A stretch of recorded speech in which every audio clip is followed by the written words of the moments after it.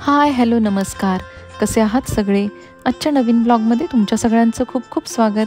आज आपण बघणार आहोत महाकुंभ, प्रयागराजमधील अद्भुत महाकुंभ.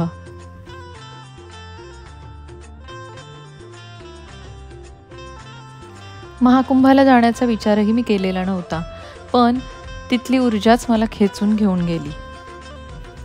पुणे ते प्रयागराज हा प्रवास मी Shri Ganesh tours and travels, Shri Sampat Hegadkar यांच्या अर्बेनियाने आम्ही प्रयागला निघालो.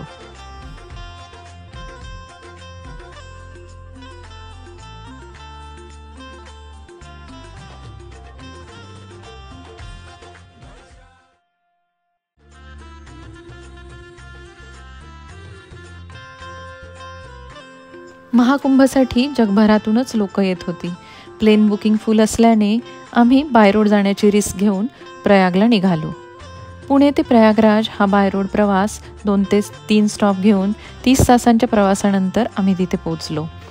खूप मोठा ग्रुप असल्याने प्रवास तेवढा मोठा वाटला नाही आणि संपत भाऊंनी त्यांच्या अर्बेनियामध्ये तसं जाणवून दिलं नाही.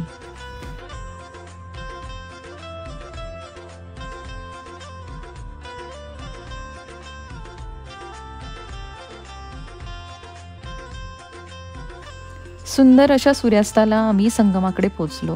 6 वाजताच इथल्या बोटी त्रिवेणी संगमात आत जाण्यासाठी बंद होतात, त्यामुळे आम्हाला शेवटची बोट मिळाली.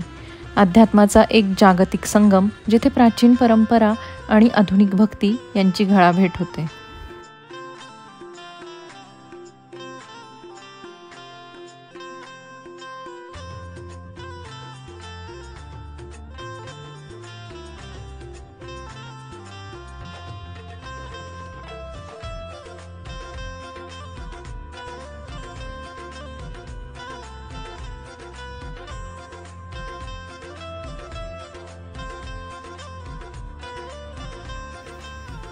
त्रिवेणी संगम हा गंगा, यमुना आणि अदृश्य असलेल्या सरस्वती नदीचा संगम आहे.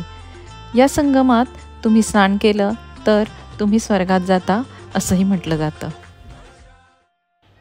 त्रिवेणी संगम हेच ते ठिकाण मानले जाते जिथे देवांच्या हातातून अमृताचे थेंब घागरीतून खाली पडले. त्यामुळे संगमात स्नान केल्याने पाप धुवून स्वर्गाचा मार्ग मोकळा होतो असं मानलं जातं. संपूर्ण भारतातूनच नाही तर विदेशातूनही इथे मोठ्या प्रमाणावर यावर्षी गर्दी झालेली आहे. पवित्र स्नान करण्यासाठी आणि पवित्र पाण्यात डुंबण्यासाठी इथे लोक येतात. संगम येथे गंगा, यमुना आणि सरस्वतीच्या काठावर दर 12 वर्षांनी कुंभमेळा भरतो. तर हा कुंभमेळा 144 वर्षांनी इथे आत्ता भरलेला आहे.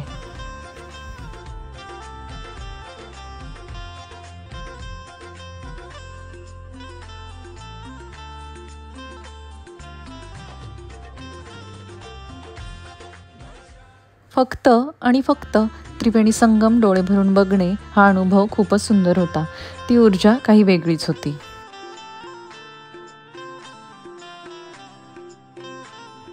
आमच्याबरोबर येणाऱ्या प्रत्येकाने गंगेमध्ये छान स्नान केलं आणि गंगेची छान ओटी भरली.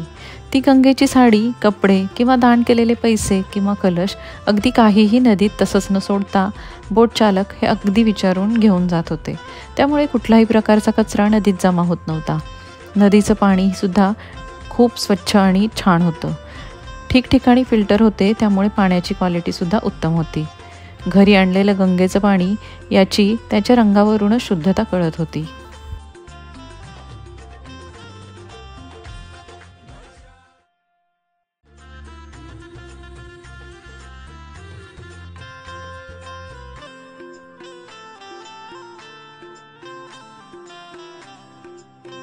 त्रिवेणीमध्ये पवित्र स्नान करून आम्ही बाहेर पडताच आम्हाला दिसला तो अथांग विशाल असा जनसमुदाय.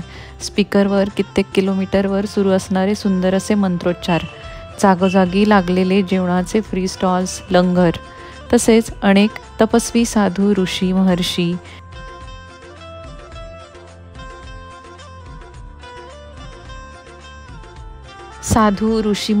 त्यांना जवळून बघू शकणं, अनेक होम, हवन, यज्ञ, याग आणि त्यामध्ये खऱ्या अर्थाने मानवता, प्रेम, सद्भावना आणि हिंदुत्वाचा खऱ्या अर्थाने होणारा महायज्ञ.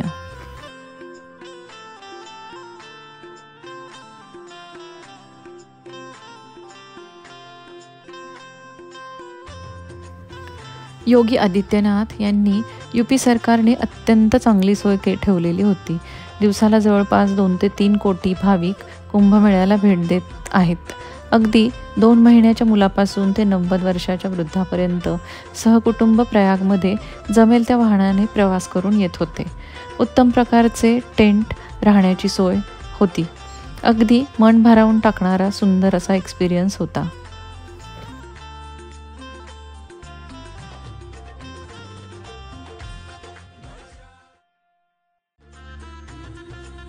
सनातन धर्माची हजारो वर्षांची ताकद आज इथे एकवटली आहे की काय असंच वाटत होतं. इथे मला आज सगळं बघायला, अनुभवायला मिळालं हे केवळ थक्क करणारं होतं.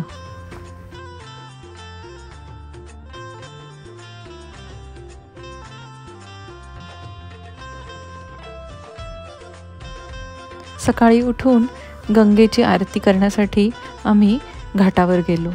तिथे देवाची आरती करून आम्ही परतीच्या प्रवासाला निघालो. आयुष्यात एकदाच अनुभवलेल्या या आत्म्याला चैतन्य देणाऱ्या अनुभवाबद्दल खूप कृतज्ञ आहे. या अद्भुत महाकुंभाचा साक्षीदार होण्याचा सन्मान मला मिळाला हा मला दैवी आशीर्वाद वाटतो. आजचा ब्लॉग कसा वाटला हे नक्की कळवा. लाईक, शेअर, सबस्क्राईब आणि कमेंट करायला विसरू नका. भेटूयात पुढच्या ब्लॉगमध्ये. धन्यवाद.